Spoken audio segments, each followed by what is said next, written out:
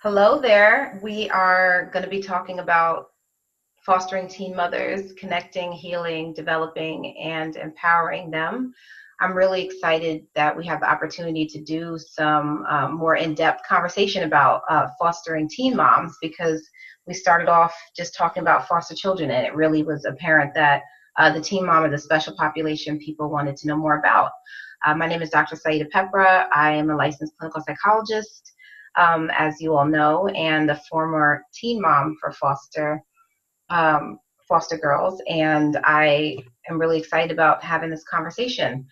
One of the things that I really care about in this topic is because I was a foster mom for teen girls, um, I really have a unique perspective, having had so many of their stories in my mind as I had other girls after the first ones that kind of gave me a lot of information. And then, just clinically working with community populations and women who have been teen mothers, I just have such a perspective on the front end when they're first pregnant and they're first raising their babies in foster care, and then what it's like, as they grow up outside of foster care, having had that experience. So I hope to share a lot of good information with you today.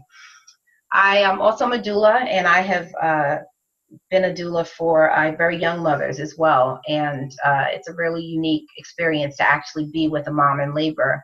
And so I have a perspective too about, kind of what it is to be pregnant for the young women. And we'll talk about that a bit as well.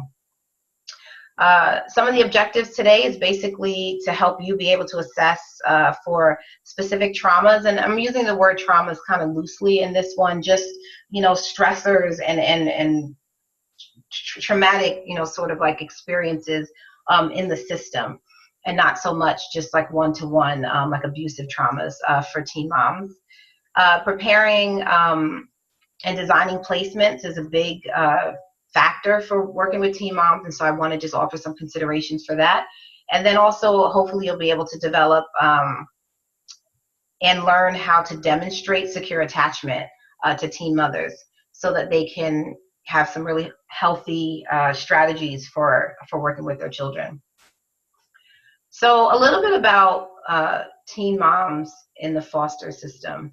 The system for a teen mom, for most of them, I've experienced them saying that they feel like it's pretty hostile to them, and not so much directly, just that they know that they're giving birth and parenting under observation. And so I always think to myself and to other people, like, would you want to give birth and parent, if any of you are parents out there or know a close person who's a parent, would you want to do that under observation, where people are looking at you for possible parenting deficiencies, for your ability to cope with stressful situations? Anybody who's had a child, even if you've watched a child for any length of time, knows that there are moments where you get really frustrated, where you make not the best choice in how you're managing maybe your stresses, and maybe not abusive, but just, it's a bad day and you're just going to let them sit in front of the television, or you're going to, let them have another piece of candy, even though it's close to bedtime, because you just don't want them to cry. But when that's happening, under observation, the foster parent, social workers, there's a lot of anxiety, as you can imagine, doing anything for the first time or for the second time. But with parenting being such a personal and day by day experience, you're constantly learning. And to do that under observation is a stressor for teen moms that I've seen and that they have reported. Teen mothers come into the foster care system for a couple of different reasons. Some of them are pregnant prior to coming into foster care, but some of them actually got pregnant in foster care. And so they could have been in a placement and, gotten pregnant by one of the siblings of a foster parent, someone in the community that they were dating, some boy at school. And so that's also sort of a unique situation. If they're already in placement as a single girl and then now they're pregnant, it really necessitates a different need of care for her, and that the foster parent may not be actually willing or interested to do. And so at that point, especially if the foster parent wasn't trained as a whole family foster parent, which is sort of a training that people who are going to have foster teens tend to have before they have them, when they're teen moms, then the child may need to be placed at a new placement once she has her baby. Um, there will be, ideal to have her where she's comfortable and she's happy where she is. But that just sort of creates a bit of a scenario that people should be thinking about when they're thinking about, if you got a teen mom who has her baby now, what was the situation when she was pregnant? And was there, some concern about where she was going to be? Concerns about the age of a teen can bring her into foster care if she's pregnant in the community. And so if a child is, extremely underage as a teen mom, 12, 13, 14, and she, gives birth in a hospital, they really are in routine to contact Child Protective Services, because it's a concern about how did she get pregnant at that young age. And so that can bring a young girl into foster care if they feel that her parents are unfit to parent because of the fact that she was pregnant so young, and maybe in some circumstances where there was a neglect to the child. And so a lot of that would be assessed. They wouldn't just automatically remove a young woman because of her age. But that is something that I have seen in teen moms, that they were very young, that the child's father is much older, and that there was a lack of care around protecting her from that situation. And also concerns for safety in the home, like, so what would bring a general foster child into a home could also bring a girl who happens to be pregnant with her family, and now she's going into foster care as a teen mom. And so those are just some things to think about. Placement concerns, the teen may have been in a lot of different homes, and so she may have had a lot of experiences that were stressful. Some of them may have been positive, but some may have been negative. There are oftentimes issues around whether or not they're going to be able to place the mom with baby. And the fact that that's even up for discussion for a mother, whether or not her baby is going to be able to be maintained with her because of maybe the inconvenience of placing, not having foster parents, not having room in a location. It's a difficult situation, because in a general sense, and I think now it's interesting in this like social system and the climate of the news, where we're talking about separating moms and babies, it's kind of relevant. I think people can see more closely, because they're seeing images of that in the media, of just what a trauma that could be, and a stress to have the question of placement be dependent on the system, and not whether or not she wants to have her baby. Which in most cases, teen moms are, really wanting to keep their child with them. So the fact that the system has the power to separate her from her baby is a threat that's looming for a lot of teen moms, and it's really stressful. A lot of times, even if she is placed in a home with a baby, which tends to happen in most cases, foster parents, I've heard, teen moms tell me at length that foster parents have threatened to call Child Protective Services on them, and to call their social worker when they didn't like some of their parenting styles, and even to a situation where the teen was saying that the foster mother wanted to have a baby in the home, and she really wanted babies, and she didn't really want the teen moms. And so her idea to get babies in her home was to have teen moms who have a baby, and then basically kind of take over care of that baby. And there have been some situations where the teen mom felt she was, basically being forced out of, power over her child, that the foster mother would hold the baby more. She would want to diaper the baby. And as a new mom, she didn't, and new to the foster system, she didn't know what her rights were, and that she had to really learn that she had the right to take care of her baby, and to not have someone else taking care of her baby when the baby was placed with her as the mother in a foster situation. And so when a teen mom has custody of her baby and she's in a home, the baby is hers, and it's not the foster child of the foster parent. The teen is a foster parent. And so just, the concerns about whether or not foster parents are really respecting those boundaries.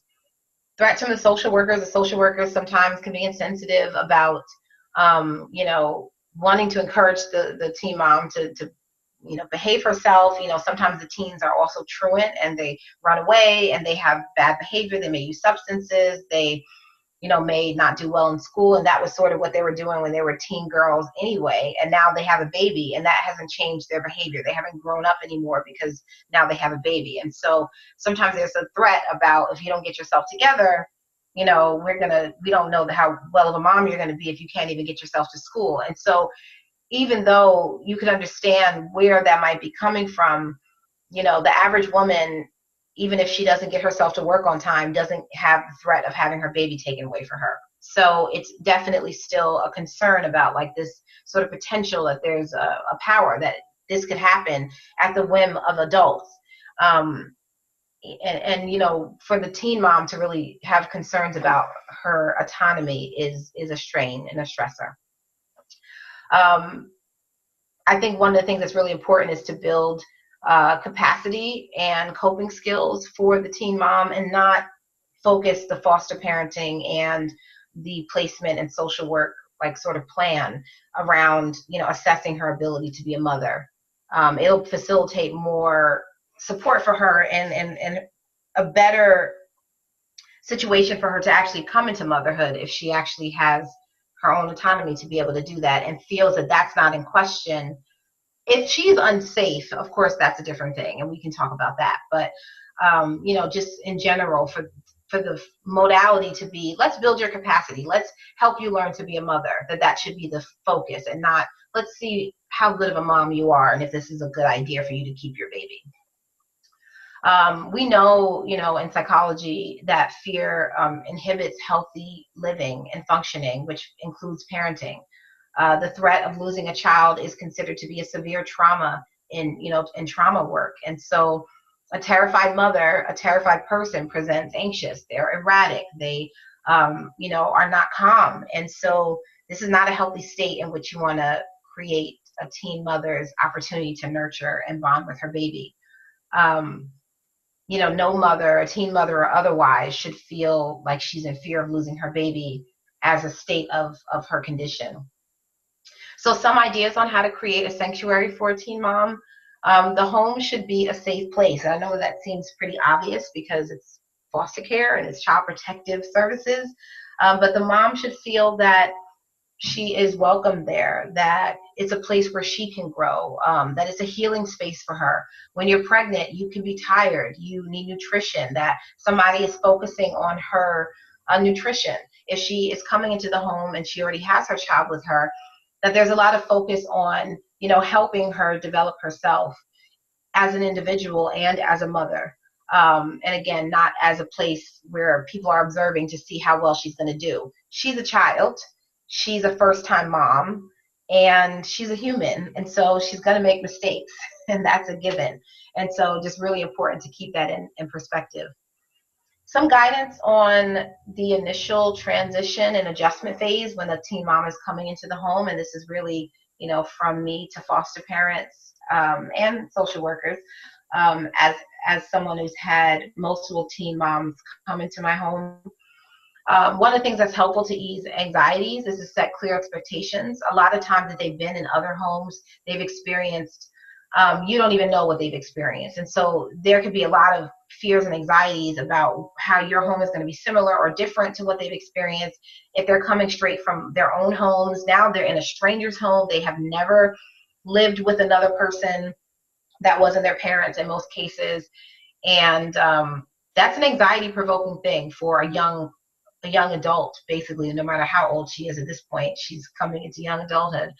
To be, sort of at the whim of someone else, especially at such a vulnerable time. And so to set clear expectations from the door, to say, hey, this is, the way I, kind of run the household. These are the times we eat. This is the times that I go to work. This is what I'm expecting from you. And then solicit her thoughts about what her expectations are. From the very beginning, it's very important with the teen mom to establish an understanding that she is a young mother in your home, which means she is a young, autonomous person, that she may have existed as this, flippant teen child who runs away and is, being inappropriate sexually in the world or whatever it might be.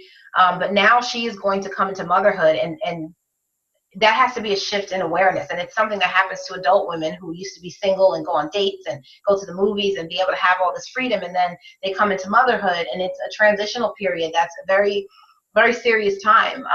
But it requires, especially for a teen mom, for the adult, the foster parents, and the social workers to give her that autonomy, to tell her, you are now a young adult, and the expectation is that you're going to set your own boundaries, and we're going to have conversations about them. Let it be age appropriate. Let it be based on her maturity. Some of them are not going to be mature enough to make any ideas and guidelines for themselves, because they would just like to just be free to do what they want to do, and they don't even want to live in the home.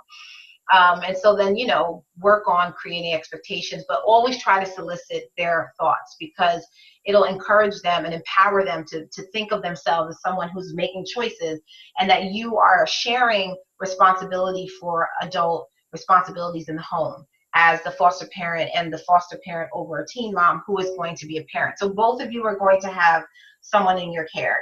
The foster daughter is going to be under your care, and her child is going to be under hers. And so, just a lot of empowerment to teach her to start thinking in that way is important from the beginning. But flexibility is also important. As she matures, as you all get comfortable, initially really strong, rigid rules tend to be more comfortable for people a lot of times, because then they know what the expectations are. Okay, what time do I have to come out to eat? Okay, can I get food or can I not get food from the refrigerator at what time? Okay, well, I can get it. Do I go shopping on my own, or are you going to give me money to go shopping? And so a lot of times it's like, okay, well, this is the way we'll do it. But then as you go in the relationship, you realize, oh, that's not really convenient, because I do shopping after work. And so I'm going to pick up all the stuff. So it's easier if you just get a list. You tell me what you want, and I'm going to get it. But then maybe you realize that the mom doesn't have the skills to shop. Like, that's not something her mother taught her, her father taught her. She wasn't raised with a lot of conscientiousness about how to manage a household. So then you realize, no, I need to take her shopping with me. And so then you're going to change that maybe. Initially, she's going to be, if she's just giving birth, she'll be tired, and she'll really need nurturance and care, and not to have the responsibility to figure all that stuff out on her own. Because if she was an adult woman, she might have a partner that would be going to do the shopping. She might have a mother and family that would come and clean and cook for her in the beginning when she's recovering from birth and breastfeeding time and early motherhood, which is really, for the first month, she should really get a chance to relax. And then it's like nurturing time. And so, but eventually she's going to need to do it on her own. And so some of the things may change over time. Just clarifying the foster parent and the teen's roles. And I talked about that a bit before. The young mother is the foster child, not the baby. Very important for the foster parents to understand the limitations of their role with the baby, that the mom should be encouraged on her own to feed the baby, to diaper the baby, to do whatever care is necessary. And as she needs care, my recommendation is that she learns to ask for help. Now, I don't mean that, if you see that she's hungry and she hasn't gotten around to feed herself because she's been caring for the baby and she's so tired, that you don't get her food and you wait for her to ask you for food, because again, she's the one you're caring for. But you want to encourage her to be empowered and self-determined around the way that she cares for her baby, and not that, okay, well, you notice that the baby uses this many diapers a day, so you tell her, hey, your baby uses this many diapers, go buy this many diapers. Like, let her figure out what she needs, and then be available to help her work through it. A support system, but not enabling, because she will at some point have to do it on her own. And you want her doing it on her own in the home. You don't want to create a system where she has an unnatural expectation for the way other people are going to care for her child as well, because most of them as teens are going to age out through foster care, or go back with their family at some point, and they're going to have to be independent and have a lot more responsibility than they started off their lives with as teens. Healthy modeling. No parent is perfect. There's no parent manual that any of us get. She's going to make mistakes. Be supportive and encouraging. Most people parent the way they were parented, and so you need to explore with her, when you have a good rapport, what her parenting ideas are, where that came from. Did she get that idea from television? Is it based on the way her parents parented her? and then help her make her own choices about the way she wants to parent. And if you see she has unhealthy parenting styles, reflect to her that maybe she's learned that that was a good thing to do, but this is her opportunity to do it differently, and it doesn't seem like it's working, or these are some challenges, and kind of empower her to make new choices. A lot of times, just based on the population that comes into foster care, she may not have had the most ideal parenting as a model, and so you, as the foster parent, and as a social worker is working with her, and whoever it is around her, are going to be the one demonstrating to her what healthy parenting looks like. And so you want to model that for her by, if you have your own children, modeling good behavior as a parent and strategies with your own children, and modeling it with her own, with her baby as well, the way you talk to the baby. If it's a toddler, reflecting sort of educational ideas. Oh, what color is that cup? Oh, you're really looking at that. Can you point to it? What number is it? Showing her that that's the way you communicate with a baby will help her know, rather than saying, you should be educating your baby, you should be teaching your baby this and that. It's not the best way to teach, to instruct. It's better actually to demonstrate. Something on attachment and bonding. It is really important for mothers to be attached, securely attached, and for a child to be securely attached with their baby, with their mom, and mom with baby. Secure attachment is going to, again, reflect the way her mother parented her and her parents parented her. And so this is something that you might have to teach. And so being attuned to her, noticing her moods and responding to them, being empathetic, that's going to teach her what proper attachment looks like. Being connected and caring about the changes that she's going through is going to help her learn that that's what attachment looks like when her baby gets there. And so a lot of demonstrating and modeling is a big role in foster parenting with teen moms. So on secure attachment, and we can talk about this more in Q&A if you're interested in more details, but the biggest thing is that there's a model that if you respond actively to your baby, positive chemicals in the system are invoked in the baby. This opens up neurological connections that are based in intelligence and thriving minds, and the body, even physically, genetically, is stimulated to grow and to expand and to create positive connections. And so if there's this loop where the baby needs something, holding, cuddling, food, warmth, relaxation, and mom gives it to baby, baby feels comfortable, baby looks around, wants to grow, wants to see what the world is about, and feels, that they can connect and that they're safe in the world. But if the baby doesn't have this experience and they develop a mistrust, which then leads to a lot of crankiness and agitation, and then the caregiver is frustrated with the baby, and then the baby feels the needs are unmet, and then there's a whole cycle of just trauma that can really happen for a child if there's insecure attachment. And so encouraging secure attachment, teaching mom about secure attachment, videos, books, talking to the pediatricians with her about the importance of this is vital to creating a healthy start for this baby and for mom to move through her maternity in a really positive and healthy way. Just a reminder that good enough parenting is enough. And so there's an article that I read years ago in a theory in psychology that parents are not going to be perfect, and that really isn't a necessary expectation, because parents can just do the best they can, and if they do good enough, children come out good enough, and then they can take it from there.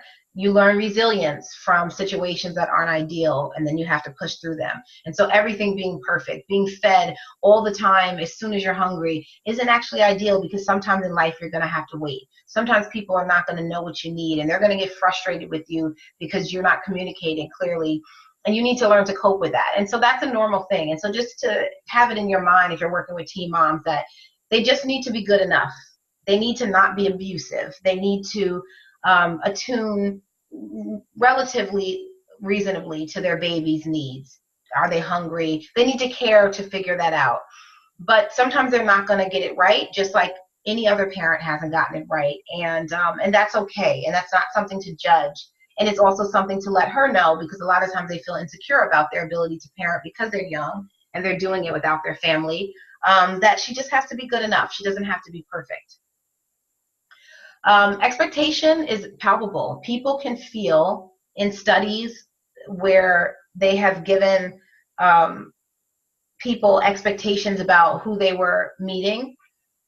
The people could tell if they were expecting them to be a positive person or a negative person. Something comes out, even if you don't say it.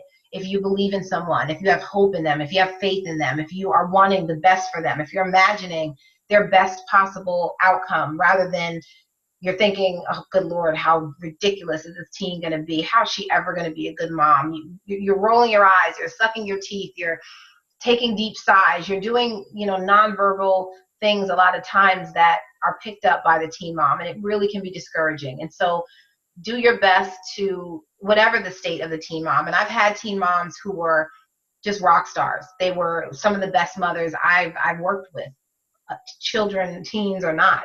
And I've had some that I was deeply concerned about their ability to cope as a parent, and really had to work with them closely and keep them in my prayers. And so, I know that not all teens are going to be ideal in their start off, because, they're in foster care. So that means that there was something deficient about their situation. But if you go with a strength-based idea, if you advocate for her, remind people that she is trying, and that, you're there to help her. And so maybe she doesn't do a great job all the time, but she's not alone, and you're there as the foster parent. You're there as the social worker to give her the support, to find her connections that maybe she doesn't realize she even needs. Encourage teachers and the social workers and the medical providers and her family that she visits to have faith in her, because the teen moms really need people to believe that they can be good mothers and that they can be good adults. It's very, one of the most shameful and taboo experiences for a young woman to become pregnant as a child, as a teenager, and then to be in foster care. I mean, you're just kind of thrown to the wolves. And so have her back as much as you can. Some of the ways to recognize strengths, telling her, look how much you've been through. You're so strong that you got through this pregnancy without your mom. You're so strong that you were able to give birth, at the hospital, usually, by themselves, or with, some support, but just that they went through that as a young woman. They're going to have life experiences that may have been adverse. And so just reframe for them that they have something that it takes to go on, because they're here and they have stayed and they haven't run away, and they, brought their baby to term, and they are trying to figure out what to do as a new mom or a pregnant mom, and learning and educating themselves. Understanding that the child, her efforts to overcome the problem. What is she doing to try to be a better mom, to learn what she needs? A lot of times, they can't figure out what it is that they do well. And so if you can reflect that to the mom, that's super helpful.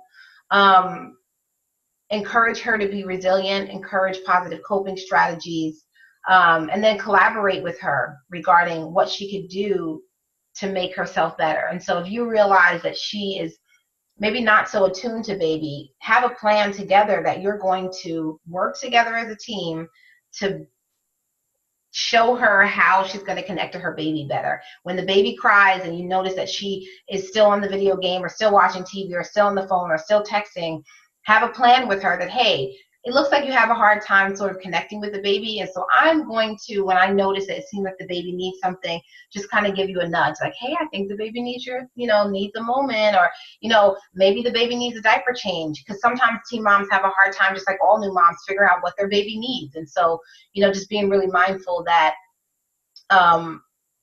you can sort of help aid them in that, and build that strength in them, collaboratively. Some of the strengths that you could be looking for: family. Does she have a supportive family? I had a teen mom who had a really loving mother and sisters, but they just were not able to care for her when she had her baby. And so she could maintain that relationship with them. And that was something that she could look forward to. She had really good interpersonal skills. Some teen moms, you know, their relationship with the child's father is strong and he wants to be involved. That's amazing. Educational, they could be, you know, do really well in school, and that's something to build on.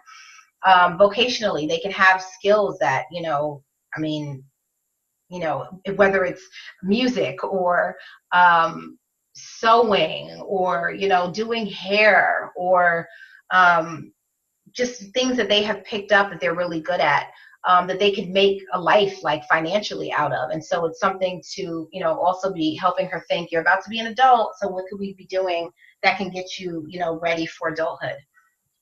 Just her general sense of well-being could be a strength.